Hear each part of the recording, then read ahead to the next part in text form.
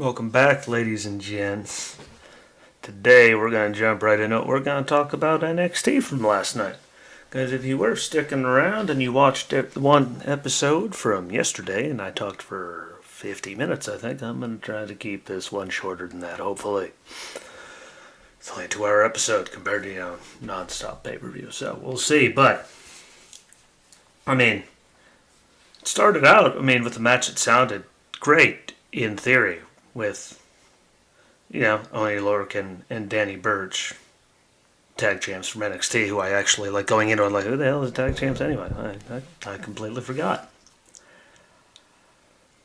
You haven't seen them in a while, and well, normally you just see them when they're there with Pete Dunne doing something lately, but them against Timothy Thatcher and Ciampa, who together,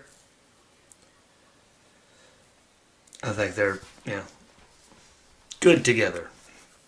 As long as they actually make something out of it. Otherwise, it's just a waste of time and talent. So, hopefully they do something with it. But, the match was what you expected.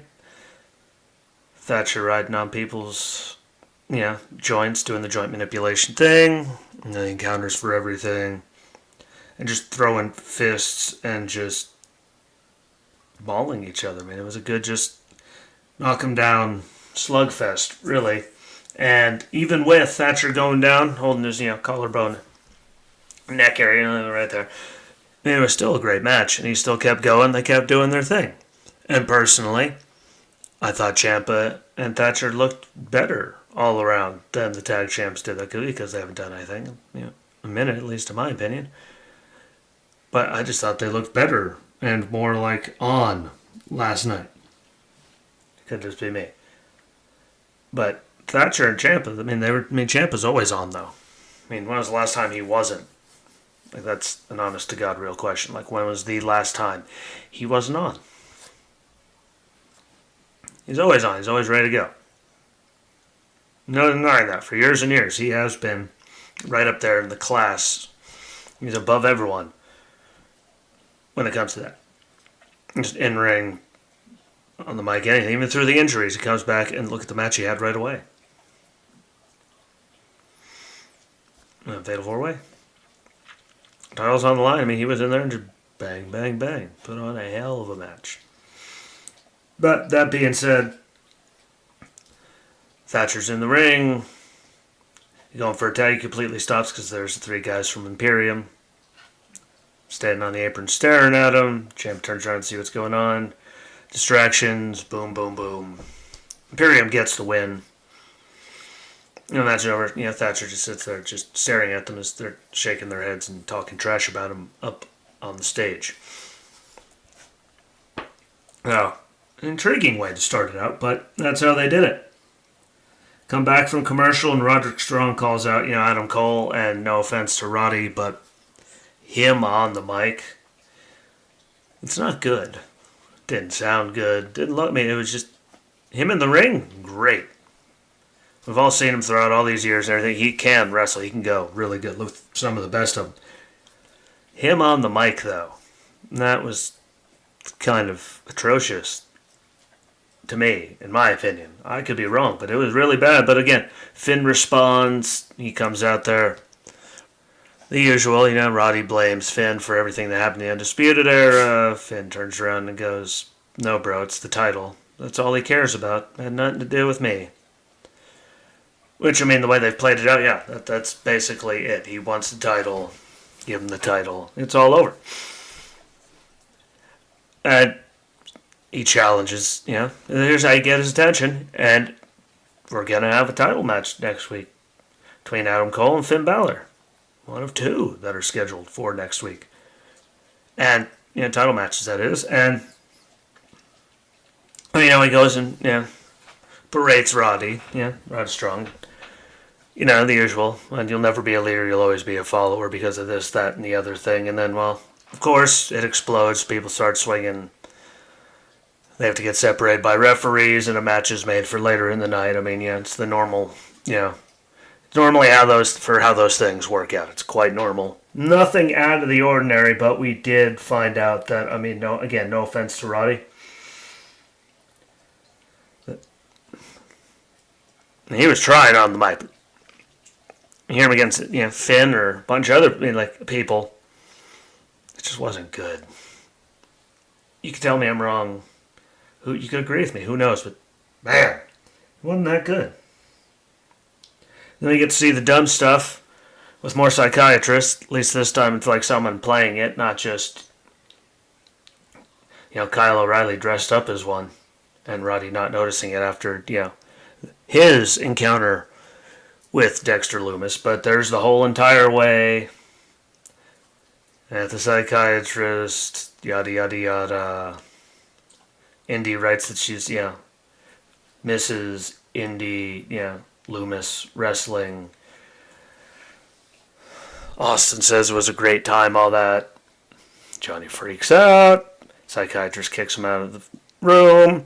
And this plays out all night, so I'm just going to cover it all now. Then, Candice and Indy get kicked out, and then Austin, spills his heart out and says exactly what happened. Then, he sat in a room, no windows, watched cartoons, ate a lot of cereal, had a great time.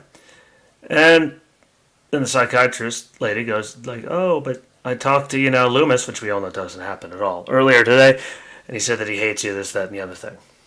Your eating habits, the way you dress, everything. And he freaks out and starts crying, and that was bad acting all around. He goes running out.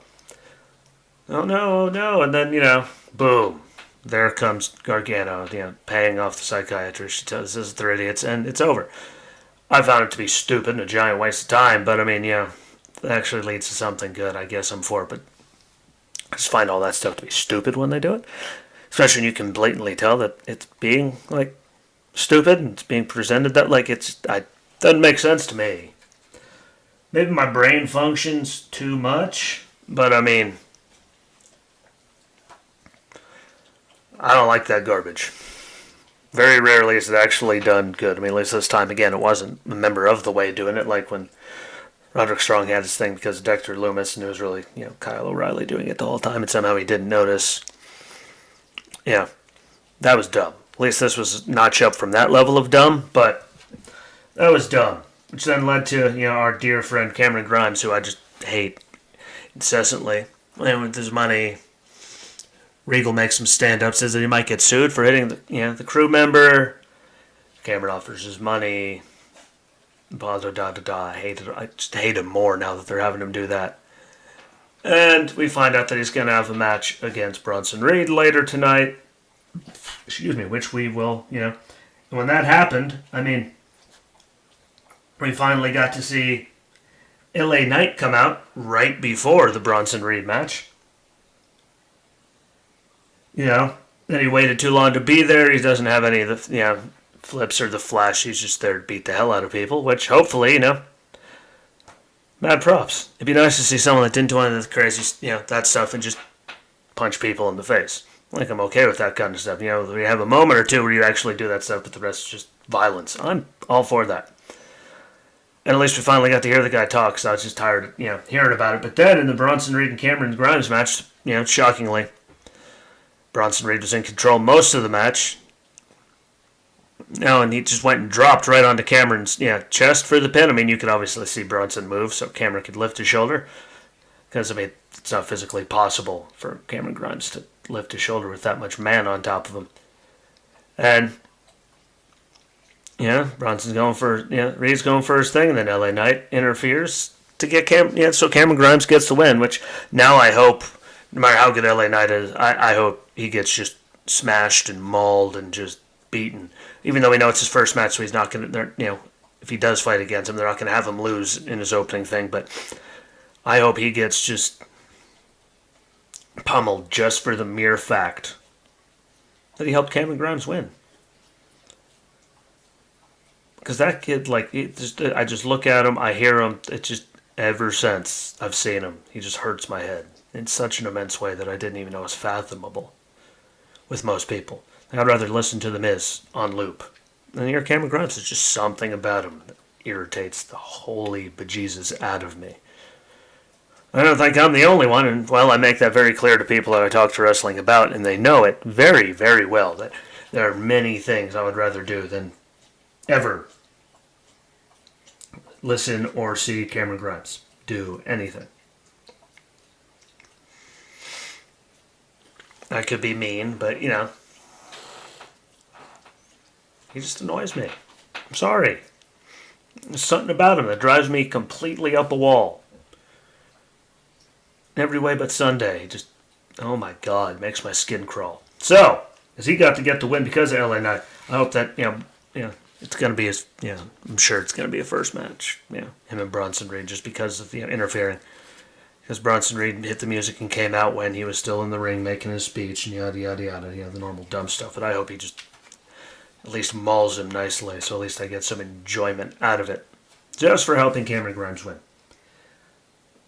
And now when we scratch backwards, we go to Aaliyah with Robert Stone and Jessi Kamea versus Ember Moon, and obviously with, Shotzi Blackheart at her side, with the Tank. Tank 2.0, which I'm completely okay with. Very much so. Love me some, Shotzi.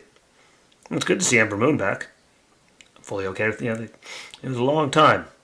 She just never seemed to actually, get any real anything going on the main roster. So she could stay down there and still compete and be competitive with people, then I'm completely okay with that. But that match happened.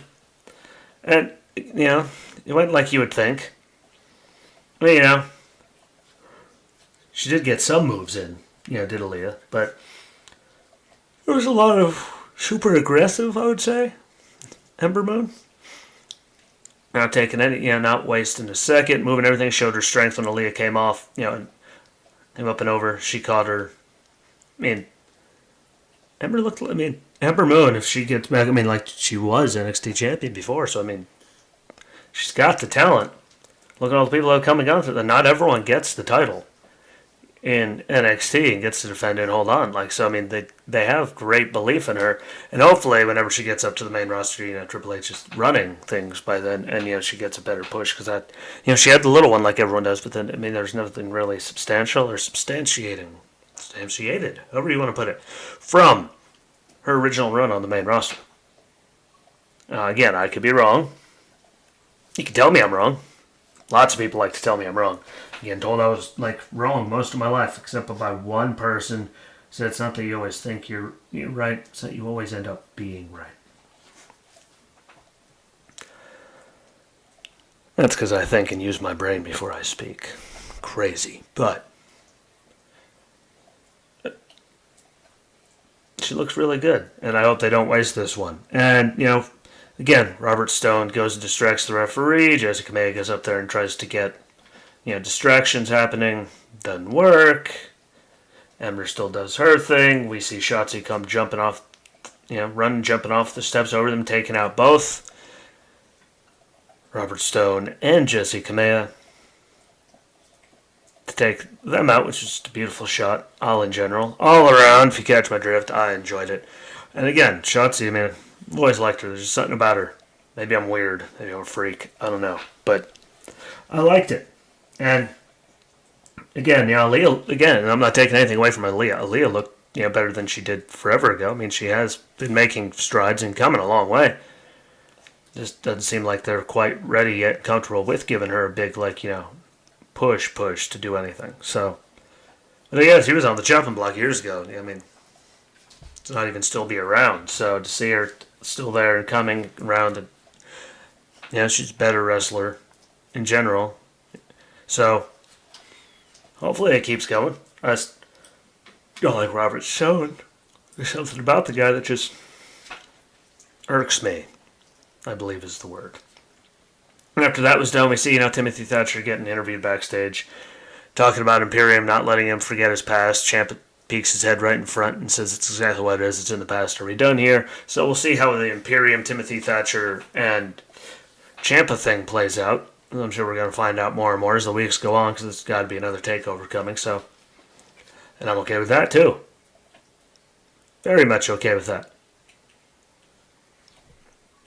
I think that would be a hell of a tag match, but depending on how it all plays out, of course, Depends on how the story turns and how everything twists and all of that nonsense, which led us into the women's tag team championship match with Nia and Shayna defending against Dakota Kai and Raquel Gonzalez. And, shockingly enough,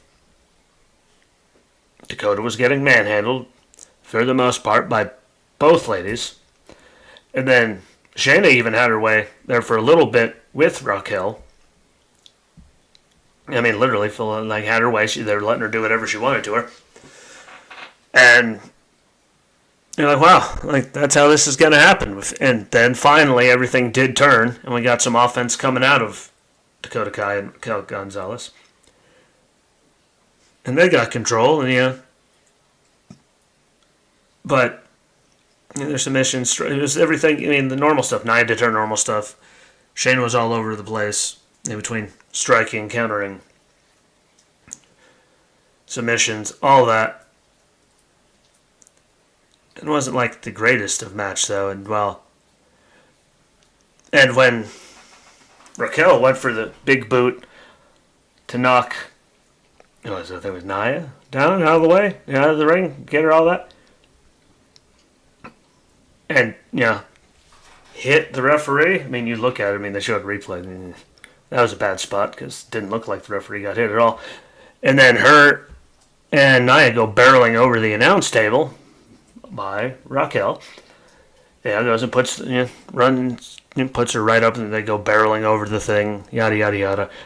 Adam Pearce pulls another referee out, telling her to hurry up, get down there, and then they have Shayna choke out Dakota Kai, even though Raquel was the legal person, which put a giant thing, and all the stupid, but at least that means they're going to drag it out, and we might actually, so we're going to get another match. And Regal said there's going to be a match that's going to change, NXT. So I don't know, like they're going to do it again. Are they going to get their own, women's tag titles? I mean, what's going to happen? I'm kind of intrigued to see how that would happen. I don't know why they would do that. I just need to have the women's tag. I mean, makes sense. There's enough of them, and then give more people opportunities. But I mean, if they don't have a rematch between the two of them, that would kind of be one of those, what's the point? Having it just go that way. What was the point of having them win the thing, have the title match to be, chance at the WWE women's tag titles, and then have it end that way and turn around and not give them another shot at it? So we'll see how that all plays out. And I'm sure if they get a second chance, the match will be even, better. I mean, I'm not saying it was a bad match either, but there's always ways to make things, better and less just, ugh. I didn't even expect what they gave me. So there's lots of room for improvement. I just hope Nia doesn't, kill anyone in the process, or Shayna doesn't kick anyone's head off again, cause any injuries. I mean, they're doing their job, but it was just dumb to have it end that way and then have this big announcement unless they do. So hopefully they do something good. I don't know. And then it got followed up by, Isaiah Swerve Scott talking trash on Leon Ruff, just keep getting all these opportunities and getting so lucky. And, deal with it. No, like I said, they kept giving him opportunities, and this is going to keep building him towards the big bad heel character, which is what they've been trying to do, so I'm not saying anything bad about it. It's going to accomplish said mission. Just keep going with it, but let's see how it all plays out. It's a slow burner, which I'm okay with, but can't wait for another match to happen, because Leon Ruff, he's not the biggest guy, he's not the strongest guy. That man can just... His, agility and athletic ability are off the charts, so I want to see that at some point happen. See how it all works out. Hopefully it all works out well. But as I went over Bronson Reed and Cameron Grimes, now we get to jump into what was supposed to be Ever Rise versus Breezango, but Breezango get attacked by Legado del Fantasma on their, when they're coming out onto the stage to do their thing. They get left just in a pile, and then Ever Rise scoots out of the ring as Legado gets in there. Escobar attacks from behind. It says that last week wasn't a sign of weakness. So I don't know how they're going to keep playing that off.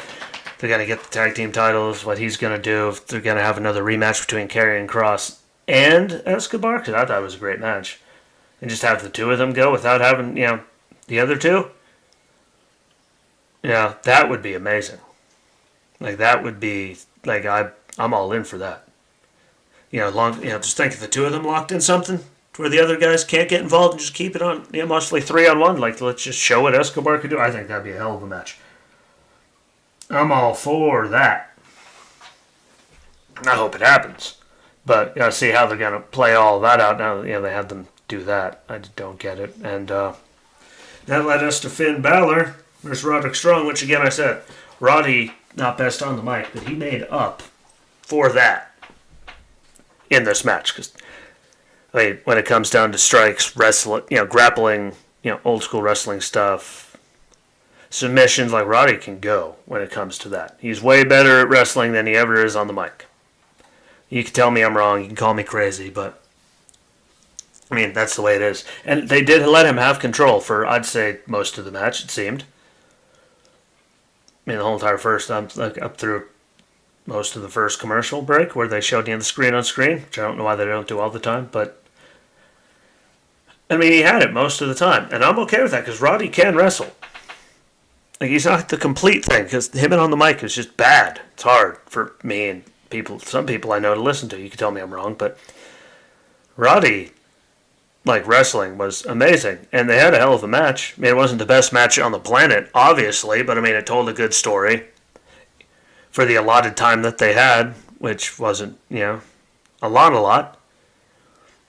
And it got through what they wanted, and they're, technically speaking, they did all the jumping stuff, the counters, the submissions, the strikes, suplexes. They were just flinging everything they could out there, and it all looked, good. Compared to him on the mic and some of the stuff we saw, that was good. That was really good. Every second of it, I complain about, suplexes that look bad, roll-ups that look bad, just moves that are just terrible. The only thing that was bad about Roddy last night, besides what he was wearing when he first was out there, was him on the mic. That match was perfect. And, in the end of the day, Finn got the victory. Pulled out the counter with the double stomp. Coup de grace. And he pulled it up with the 1916 after the coup de grace just to finish it off for real, which, the exclamation point, I guess. The cake. The candle on the cake. Icing on the cake. Cherry on, whatever you want to put. Cherry on top. However phrasing you find it, they put on a good match. That was main event worthy match, just as long as Roddy isn't talking. And then, again, there at the end of it, there he is, Adam Cole, on the ramp just staring him down. And I think him and Finn, I just don't know how it's going to play out, kind of shenanigans and stuff are going to play out in that. If we're going to see, Roddy come out, or if we're going to see Kyle come back, how they're going to do all that next week. But that title match should be great. And then we're getting a women's title match at the same time. Toni Storm and Io Shirai, which should be a great match, depending on how stupid they make it. So next week's setting up to be a really good NXT.